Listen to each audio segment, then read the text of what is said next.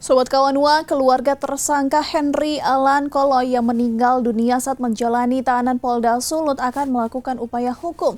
Pihak keluarga menilai pihak penyidik Polda Sulawesi Utara lalai untuk melakukan penanganan kesehatan kepada almarhum. Keluarga tersangka Henry Alan Koloy yang sempat ditahan penyidik dan meninggal di RS Prof. Kando memberikan klarifikasi pasca konferensi pers Polda Sulut.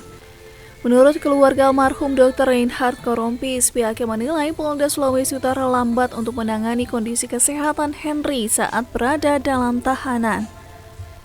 Oleh sebab itu, keluarga almarhum Henry Alan Koloy akan melakukan upaya hukum terkait masalah ini.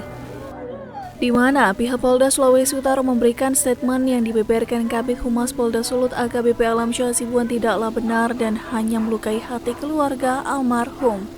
Jadi kami sangat menyayangkan, tolong kasih pernyataan yang baik.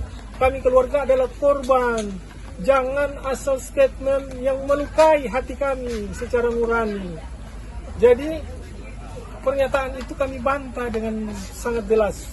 Dan tanggal 8 itu kenapa ditangguhkan? Kami sudah bermohon dari tanggal 26 itu sudah bermohon 3 orang pengacara keluarga sudah bermohon 3 kali.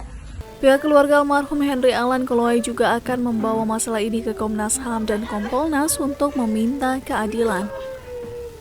Dari Minahasa Utara, Brai Numboh, Kawanua TV.